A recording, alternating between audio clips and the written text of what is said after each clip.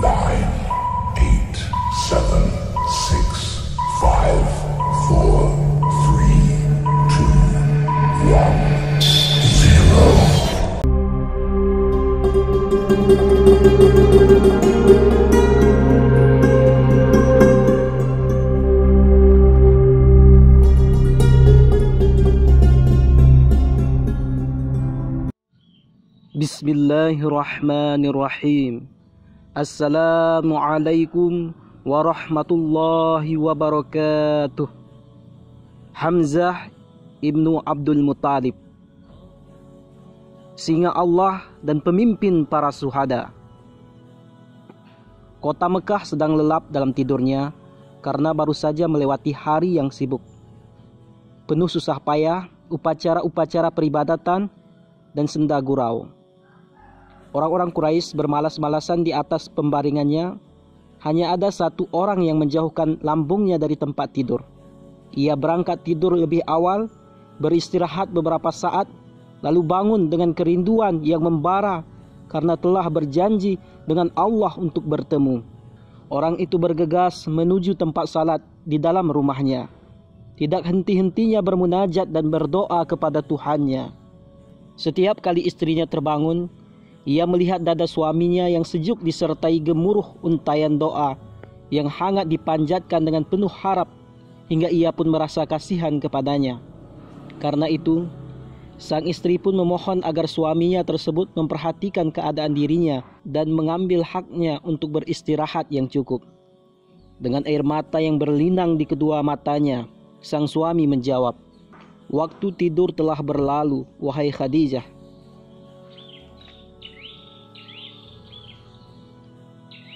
Apa yang kita lakukan kala itu memang belum begitu mengusik ketenangan kaum Quraisy, meski sudah sedikit menarik perhatian mereka. Saat itu beliau baru memulai dakwah dan menyampaikan ajarannya dengan rahasia dan diam-diam. Pada saat itu orang-orang yang beriman kepadanya masih sedikit. Namun di antara orang-orang yang belum beriman itu ada pula yang memendam cinta dan penghormatan yang dalam kepadanya. Mereka menyimpan kerinduan yang besar untuk beriman kepadanya dan berjalan menyertai kafilah yang penuh berkah. Tidak ada yang merintangi mereka selain kebiasaan dan lingkungan, perlawanan dari tradisi dan kebiasaan turun-temurun. Mereka pun bimbang antara mengikuti panggilan hati atau tenggelam menolak seruan. Salah satu di antara mereka adalah Hamzah ibnu Abdul Muttalib, paman Rasulullah Shallallahu Alaihi Wasallam dan saudara sesusuannya.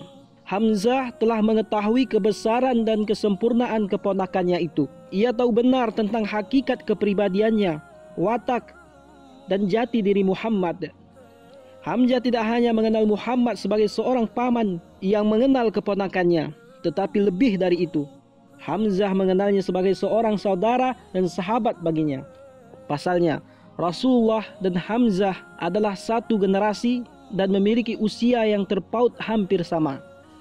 Mereka tumbuh bersama-sama, bermain bersama-sama, bersaudara dan menapaki jalan bersama-sama selangkah demi selangkah. Namun, masa muda yang mereka jalani berbeda. Hamzah sibuk bersaing untuk meraih kenikmatan hidup dan mencari kedudukan di antara pemimpin Mekah dan pembesar Quraisy. Sementara itu, Muhammad berkonsentrasi untuk mengolah jiwa yang kemudian membuka jalan Allah dan mendorong hatinya untuk menjauhi hiruk-pikuk kehidupan, menuju perenungan yang mendalam dan mempersiapkan diri untuk bertemu dengan kebenaran. Sekali lagi, meski masa muda mereka telah menempuh jalan yang berbeda, Hamzah tidak pernah sedikit pun lupa untuk melihat berbagai kemuliaan yang menyelimuti diri keponakannya. Berbagai keutamaan dan kemuliaan itulah yang menempatkan pemiliknya di tempat yang tinggi di hati seluruh umat manusia, hingga mampu menggoreskan gambaran yang jelas akan masa depannya yang agung. Pagi itu Hamzah keluar seperti biasa. Sewaktu berada di sekitar Ka'bah, ia bertemu dengan sejumlah tokoh dan pimpinan Quraisy. Hamzah pun duduk bersama untuk mendengarkan apa yang mereka bicarakan.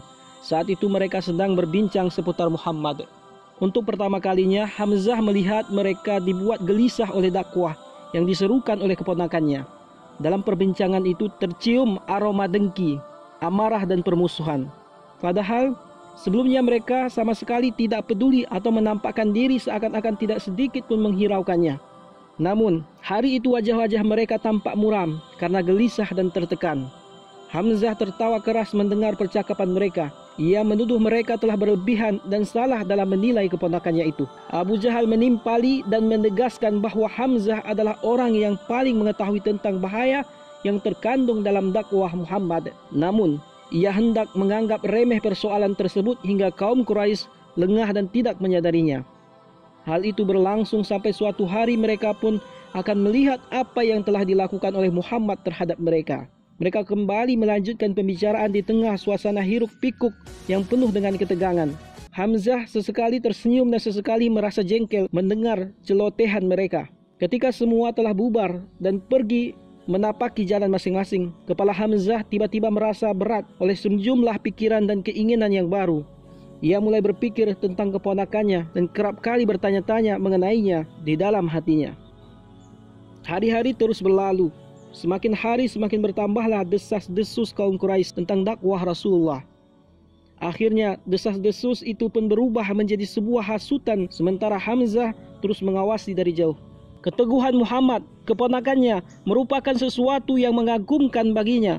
Pengorbanan yang dipersembahkan demi iman dan dakwah merupakan hal baru bagi semua orang Quraisy, meskipun mereka sudah dikenal memiliki keteguhan dan ketegaran.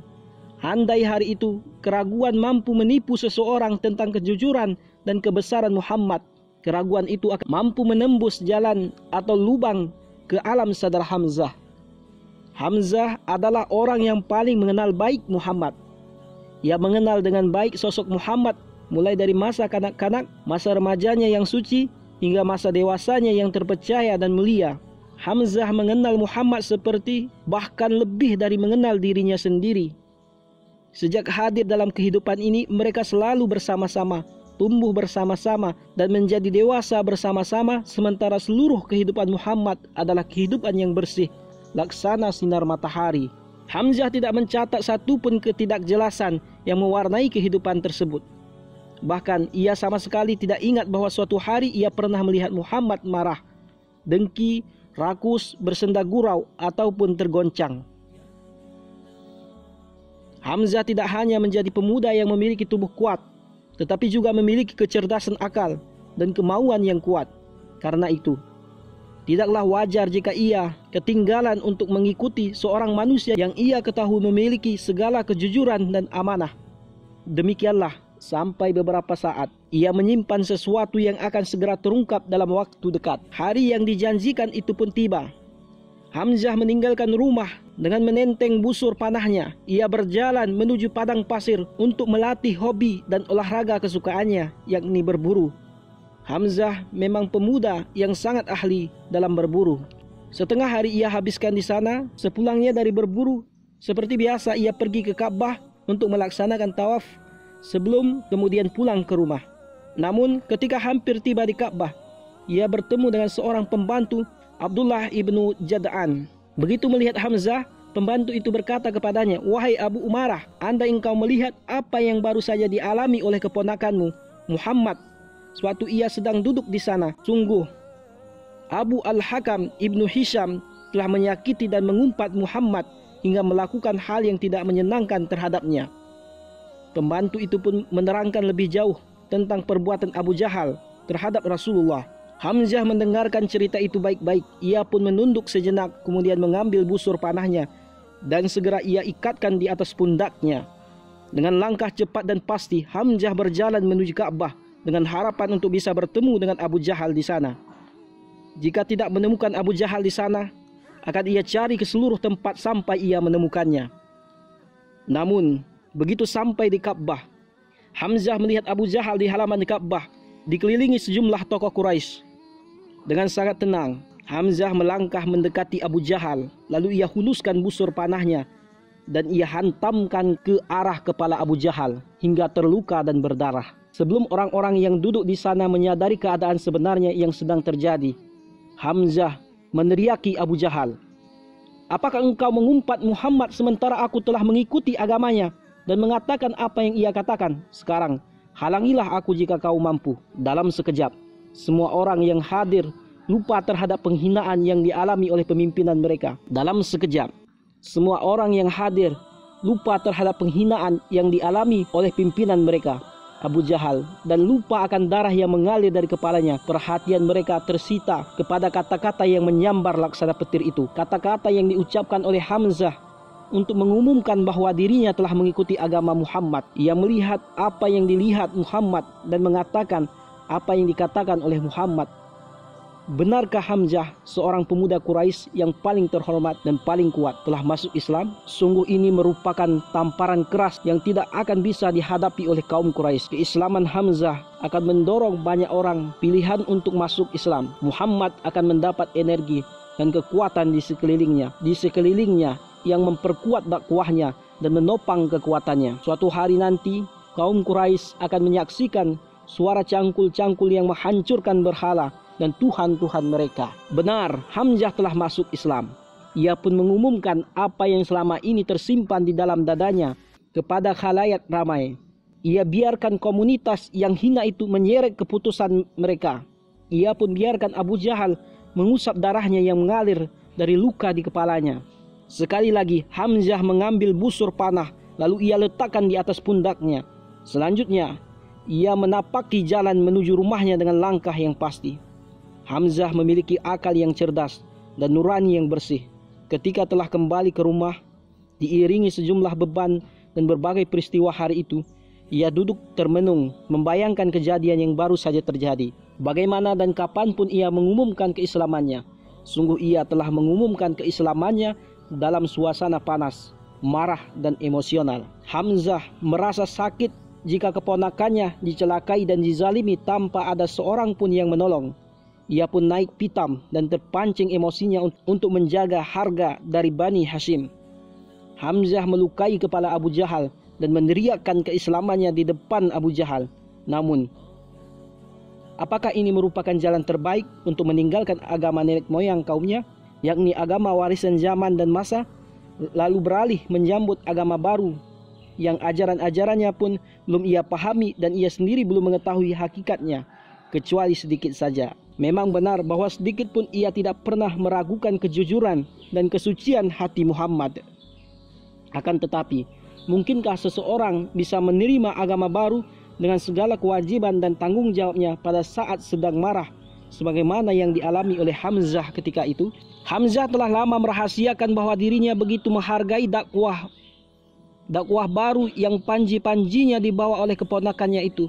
Jika ia ditakdirkan untuk menjadi salah satu pengikut agama itu, beriman kepadanya dan menjadi pembelanya, kapankah waktu yang tepat untuk memasuki agama ini? Saat marah dan emosi? Ataukah pada saat-saat merenung dan berpikir? Demikianlah kelurusan nurani dan kejernihan pikirannya telah mengharuskan Hamzah untuk kembali berpikir secara mendalam dan jelas. Ia pun mulai berpikir dan menghabiskan beberapa hari yang membuat pikirannya tidak pernah tenang. Bahkan selama itu pula hampir tiap malamnya ia lalui dengan mata yang tidak pernah terpejam. Ketika kita mencari kebenaran dengan menggunakan akal, berarti mengharuskan diri sendiri untuk mencapai pengetahuan akan kebenaran tersebut secara pasti hingga mampu menghilangkan segala keraguan. Demikian juga halnya dengan Hamzah yang dengan akalnya ia gunakan untuk mengkaji persoalan Islam. Ia membandingkan antara agama lama dan agama barunya itu hingga dalam hatinya timbul keraguan-keraguan yang ditimbulkan oleh kerinduan fitrah yang turun-temurun kepada agama nenek moyangnya. Segala ketenangan tertuju pada Ka'bah beserta Tuhan dan berhala-berhalanya dengan berbagai kejayaan agama yang telah terukir dalam diri seluruh Quraisy, bahkan dalam diri seluruh penduduk Mekah. Melepaskan diri dari seluruh sejarah dan dari agama lama yang usang ini tampak sebagai kemunduran yang besar. Hamzah pun merasa heran bagaimana seorang manusia bisa dengan mudah dan cepat meninggalkan agama nenek moyangnya. Ia sungguh menyesali dengan apa yang telah ia kerjakan. Namun, pikiran Hamzah terus melayang hingga ketika ia menyadari bahwa logika saja tidak cukup untuk menjawab semua pertanyaannya. Dengan ikhlas dan penuh kesungguhan ia pun pergi untuk mendapatkan jawaban dari yang gaib. Ia pergi menuju Ka'bah dan ketika telah sampai di dekatnya, ia menegadahkan tangannya ke langit untuk berdoa. memohon dan mencari kekuatan serta cahaya dari segala yang ada di alam agar bisa menemukan kebenaran dan jalan yang lurus. Nah, marilah kita dengarkan Hamzah menceritakan kisah berikutnya. Selanjutnya, aku menyesal karena telah meninggalkan agama nenek moyang dan kaumku. Karena keraguan itu, aku merasakan sesuatu yang besar hingga aku tidak bisa tidur sepanjang malam. Akhirnya, aku datang ke Ka'bah berdoa kepada Allah agar melapangkan dadaku untuk menerima kebenaran dan menghilangkan segala keraguan dari hatiku. Allah pun mengabulkan doaku dan membuat hatiku sangat yakin. Aku segera pergi untuk menemui Rasulullah dengan menceritakan hal yang kualami. Rasulullah kemudian berdoa kepada Allah agar dia meneguhkan hatiku dalam agamanya. Demikianlah, Hamzah akhirnya masuk Islam dengan penuh keyakinan. Ia berdiri tegak dan kukuh di barisan terdepan untuk membela Rasulullah dan para sahabat beliau yang lemah. Ketika Abu Jahal melihat Hamzah telah berdiri dalam barisan kaum muslimin, ia pun berpikir bahwa perang sudah tidak bisa dihindari lagi. Abu Jahal menghasut kaum Quraisy untuk menyiksa Rasulullah dan para sahabatnya. Bahkan ia segera mempersiapkan perang sipil untuk menumpahkan kejengkelan dan kedengkiannya tersebut. Tentu saja Hamzah tidak sampai mampu menghentikan gangguan tersebut. Namun setidaknya keislamannya itu telah menjadi pelindung dan perisai sekaligus menjadi pendorong yang berhasil mendorong banyak kabilah untuk memeluk agama Islam atas keislaman Hamzah tersebut. Bahkan setelah itu disusul pula dengan keislaman Umar ibn al-Khattab. Maka kini kaum Quraisy menghadapi golongan muslim secara berkelompok-kelompok. Sejak masuk Islam, Hamzah mempersembahkan seluruh kemampuan, kekuatan dan hidupnya untuk Allah dan agamanya hingga Nabi Muhammad SAW memberinya gelar agung Asadullah wa Asadur Rasulihi, singa Allah dan Rasulnya. Batalion pertama yang terdiri atas kaum muslimin yang pergi untuk berperang dipimpin oleh Hamzah.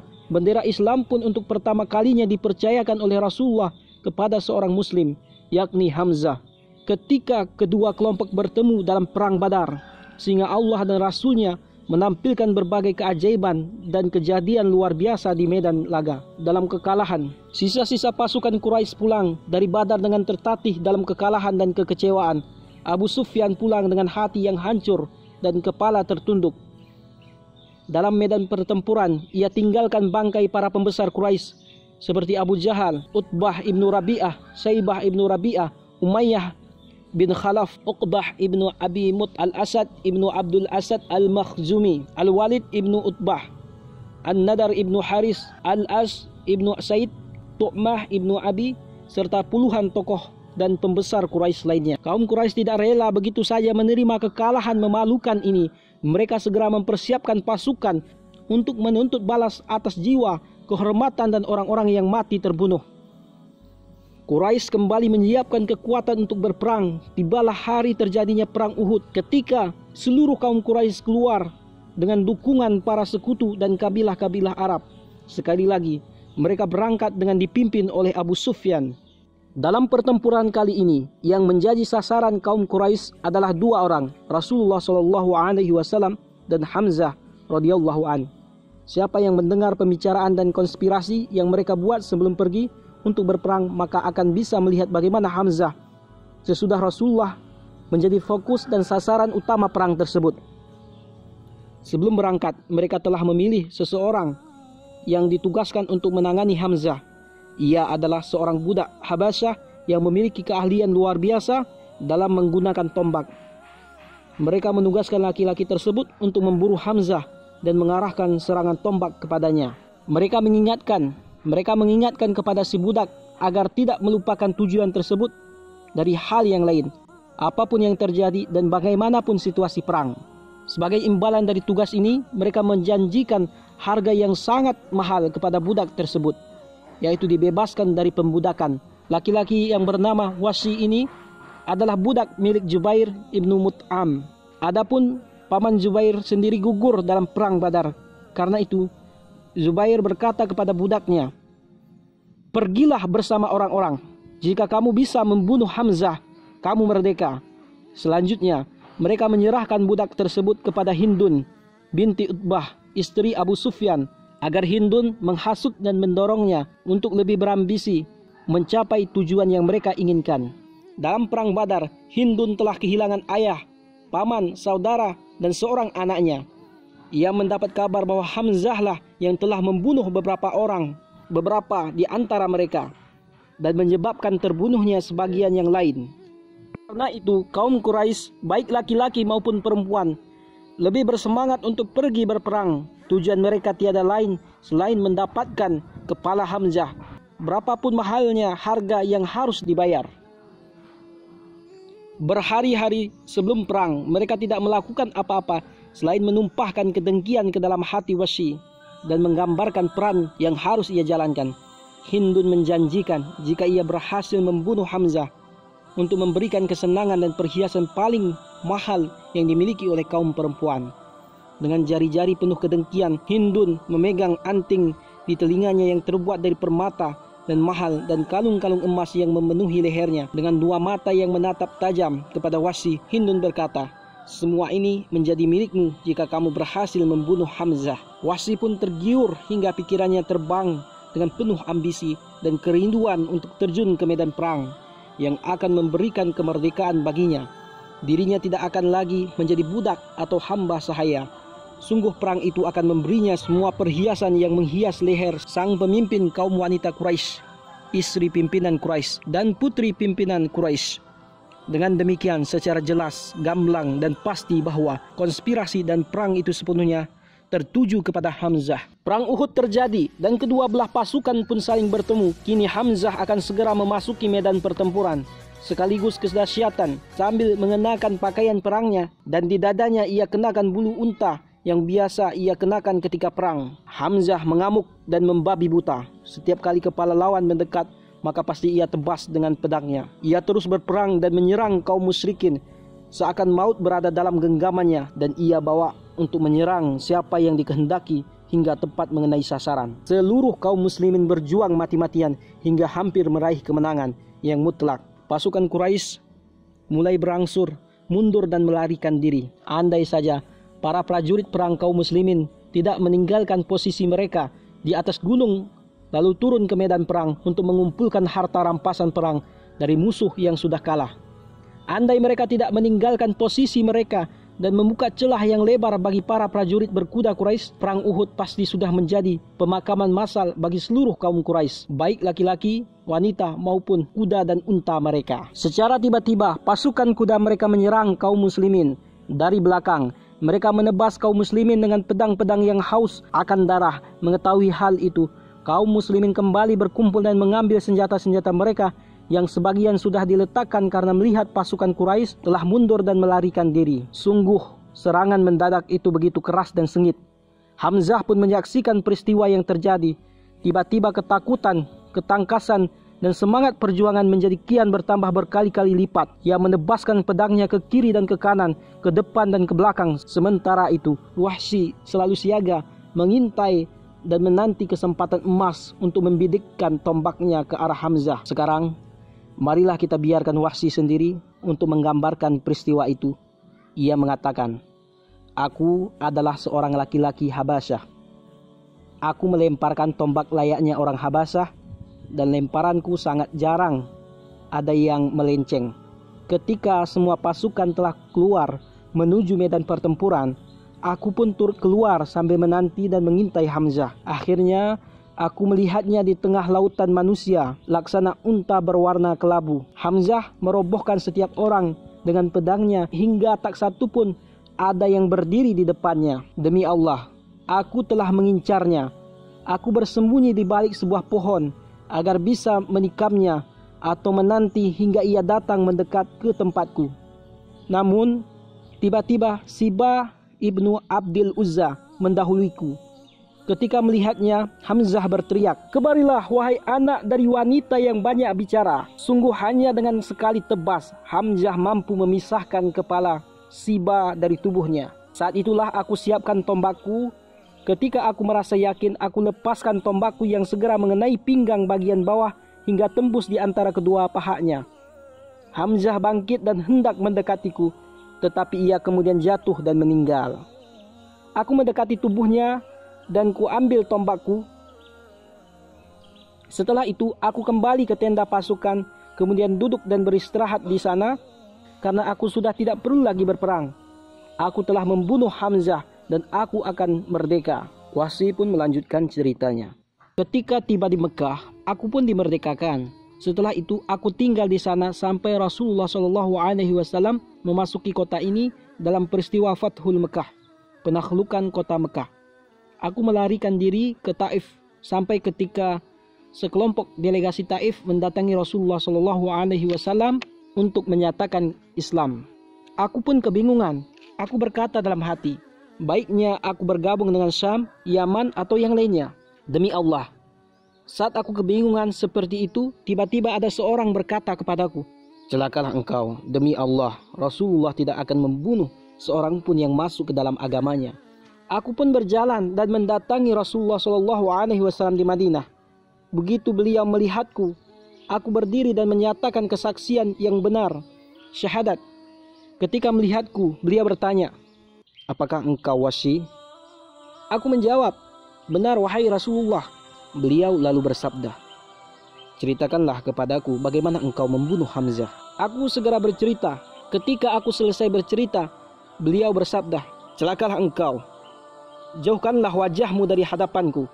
Sejak saat itu aku selalu menghindari jalan yang dilalui oleh Rasulullah SAW dimanapun hingga beliau wafat. Ketika kaum muslimin perang untuk menyerang Musailamah Al-Kadzab, penguasa Yamamah, aku pun keluar bersama mereka dan aku bawa tombak yang dulu kugunakan untuk membunuh Hamzah.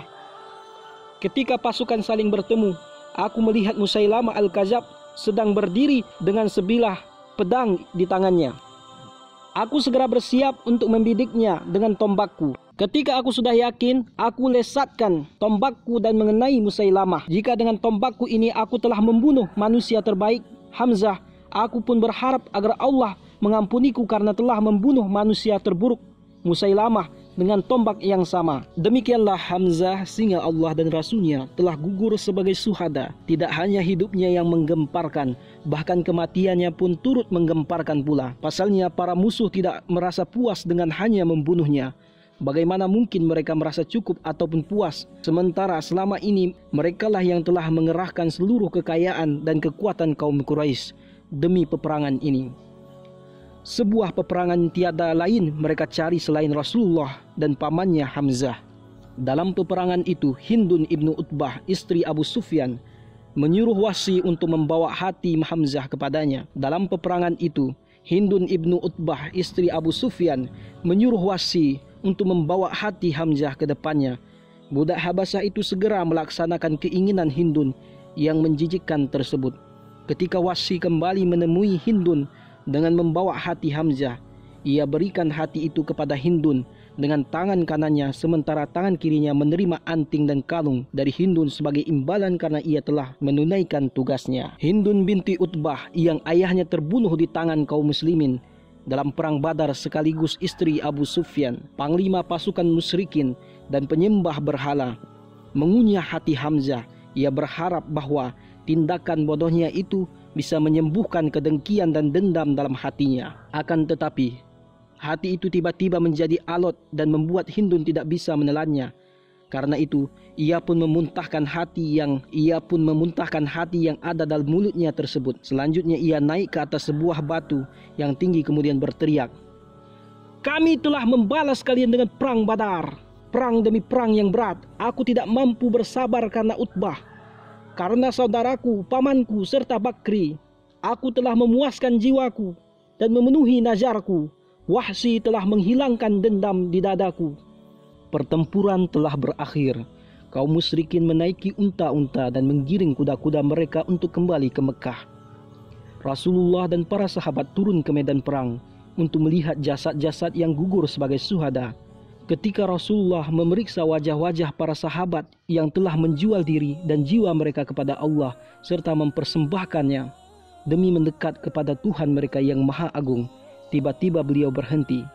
Beliau melayangkan pandangannya pada sosok jasad yang terbujur kaku hingga wajahnya berubah menjadi masam, sementara gigi-giginya gemeretak seraya memejamkan mata. Beliau sama sekali tidak pernah membayangkan bahwa bangsa Arab yang berakhlak bisa berubah menjadi beringas dan keji seperti itu. Beliau telah melihat sosok jenazah yang rupanya seperti jasad pamannya, sang syuhada agung, Hamzah ibnu Abdul Muttalib. Rasulullah memandang ke arah jasad Hamzah pamannya. Beliau bersabda, "Aku tidak akan mengalami seperti yang engkau alami ini selamanya. Sungguh aku tidak pernah berdiri dalam keadaan yang lebih tidak menyenangkan selain saat ini." Beliau lalu berpaling kepada para sahabat dan bersabda, "Andai bukan karena kesedihan Safiyah, saudara perempuan Hamzah, dan khawatir akan menjadi sunnah sepeninggalanku, pasti aku biarkan ia hingga berada dalam perut binatang-binatang buas dan tembolok burung-burung. Sungguh jika Allah memberiku kemenangan atas kaum Quraisy di suatu tempat, aku pasti menghukum berat 30 orang laki-laki di antara mereka." Para sahabat Rasulullah berseru, "Demi Allah, jika pada suatu hari nanti Allah memberi kita kemenangan atas mereka, kita pasti menghukum mereka dengan hukuman yang tidak pernah diterima oleh seorang pun dari bangsa Arab." Namun sekali lagi Allah Subhanahu wa Ta'ala memberikan kehormatan kepada Hamzah. Allah menjadikan gugurnya Hamzah sebagai pelajaran besar yang akan menjaga keadilan untuk selamanya. Allah menjadikan kasih sayang bahkan dalam memberi hukuman dan qisas sebagai kewajiban dan keharusan. Demikianlah, begitu Rasulullah selesai mengucapkan ancaman di atas dan belum sampai meninggalkan tempatnya, turunlah ayat-ayat berikut. "Serulah manusia pada jalan Tuhanmu dengan hikmah dan pelajaran yang baik, dan bantahlah mereka dengan cara yang baik. Sesungguhnya Tuhanmu, dialah yang lebih mengetahui tentang siapa yang tersesat dari jalannya, dan dialah yang lebih mengetahui orang-orang yang mendapat petunjuk. Dan jika kamu memberikan balasan, maka balaslah dengan balasan yang sama dengan siksaan yang ditimpakan kepadamu. Akan tetapi, jika kamu bersabar, sesungguhnya itulah yang lebih baik bagi orang-orang yang sabar. Bersabarlah, hai Muhammad, dan tiadalah kesabaranmu itu melainkan dengan pertolongan Allah. Dan janganlah kamu bersedih hati terhadap kekafiran mereka, dan janganlah kamu bersempit dada terhadap apa yang mereka tipu dayakan. Sesungguhnya Allah beserta orang-orang yang bertakwa dan orang-orang yang berbuat kebaikan." Quran Surah An-Nahl ayat 125 sampai 128. Turunnya ayat di atas tersebut menjadi penghormatan terbaik kepada Hamzah yang telah mendapat pahala di sisi Allah. Rasulullah SAW sangat mencintai Hamzah. Hamzah sebagaimana telah kami sebutkan sebelumnya, bukan semata sebagai paman tercinta beliau, melainkan sebagai saudara sesusuan, karibnya pada masa kanak-kanak dan sahabat sepanjang hayat. Dalam detik-detik perpisahan itu, Rasulullah tidak menemukan cara terbaik untuk memberikan kehormatan kepada Hamzah selain menunaikan salat sebanyak jumlah semua syuhada yang gugur dalam perang itu. Demikianlah jasad Hamzah digotong ke tempat salat di atas medan peperangan yang menjadi saksi atas perjuangannya, suatu tempat yang telah menumpahkan darahnya. Rasulullah dan para sahabat mensalatinya, kemudian barulah setelah itu dibawa syuhada yang lainnya untuk kembali disalati oleh Rasulullah. Hamzah pun dipikul dan diletakkan pada tempatnya, lalu didatangkan syuhada ketiga dan ditempatkan di sisi Hamzah. Selanjutnya Rasulullah mensalati mereka berdua. Demikianlah para syuhada diletakkan satu persatu, sementara itu Rasulullah mensalati mereka satu persatu bersama Hamzah. Pada hari itu Rasulullah mensalati Hamzah hingga 40 kali. Rasulullah SAW meninggalkan medan perang, pulang menuju kediamannya. Dalam perjalanan, beliau mendengar para wanita Bani Ashhal menangisi para syuhada mereka. Karena begitu simpati dan cintanya kepada Hamzah, Rasulullah bersabda, namun Hamzah tidak ada yang menangisinya. Kalimat Rasulullah ini terdengar oleh Sa'ad ibnu Mu'ad, hingga ia mengira bahwa Rasulullah senang jika para wanita menangisi paman beliau. Ia pun bergegas mendatangi para wanita Bani Ashhal dan menyuruh mereka untuk menangisi Hamzah. Para wanita itu pun segera menangisi Hamzah. Namun begitu mendengar tangisan mereka, Rasulullah mendatangi mereka dan bersabda, "Bukan itu yang aku maksud. Pulanglah, semoga Allah merahmati kalian, dan jangan ada lagi tangisan sesudah hari ini." Sesudah hari itu, para penyair dari kalangan sahabat Rasulullah berlomba-lomba mengubah syair untuk mengenang jasa-jasa Hamzah yang luar biasa besarnya. Termasuk di antaranya Hasan ibnu Sabit yang dalam sebuah kesidahnya ia melantunkan, "Tinggalkanlah rumah yang telah usang, tangisilah Hamzah yang mulia, penunggang kuda di medan laga, laksana singa pemberani dalam hutan, lebih cemerlang di puncak dari Bani Hashim, tak mencampur kebenaran dengan yang batil, gugur sebagai syahid oleh pedang kalian, lumpuhlah tangannya Wahsy sang pembunuh." Sementara itu Abdullah ibnu Rawahah melantunkan, "Mataku menangis, dan memang layak ia menangis, namun tangisan dan jeritan tak mencukupi. Bagi singa Allah, besok mereka berkata, apakah itu adalah lelaki yang terbunuh? Seluruh muslim merasakan musibah karenanya. Di sana juga Rasul merasakan musibah. Abu Ya'la, semua sudut menjadi diam. Kau adalah yang agung, baik dan suka menyambung." Safiyah binti Abdul Muttalib, bibi Rasulullah SAW dan saudara perempuan Hamzah melantunkan, "Tuhan kebenaran, pemilik arsy memanggilnya menuju surga, hidup di sana dan bahagia. Itulah yang kami harap dan damba untuk Hamzah di hari kiamat, tempat terbaik. Demi Allah, kami tak melupakanmu sepanjang zaman, menangis dan sedih di rumah atau perjalanan. Kepada Asadullah yang menyilaukan, memberi Islam melawan kekafiran, aku berkata ketika keluarga menjerit, semoga Allah memberi balasan terbaik, saudara dan pembela." Namun ratapan terbaik yang indah untuk dikenang adalah kata-kata Rasulullah SAW kepadanya saat beliau berdiri sejenak di dekat jenazah Hamzah dan memandangnya di antara para syuhada dalam perang itu. "Semoga Allah merahmatimu, karena engkau sepanjang yang aku tahu adalah orang yang selalu menyambung tali silaturahmi dan banyak melakukan kebajikan." Musibah yang dirasakan oleh Rasulullah SAW atas gugurnya sang paman Hamzah memang sangat mendalam.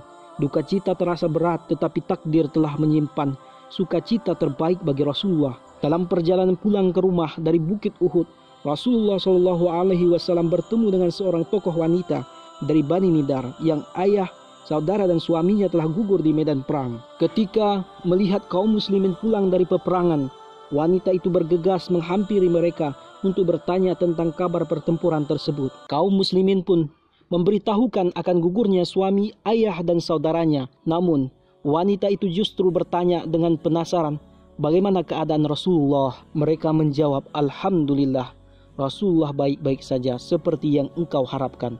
Wanita itu berkata, "Kalau begitu, tunjukkanlah aku kepada beliau agar aku bisa melihatnya." Mereka pun berhenti di samping wanita tersebut menunggu kedatangan Rasulullah. Ketika melihat Rasulullah, ia pun segera menghampiri beliau dan berkata, "Semua musibah yang menimpa selama tidak menimpamu adalah ringan."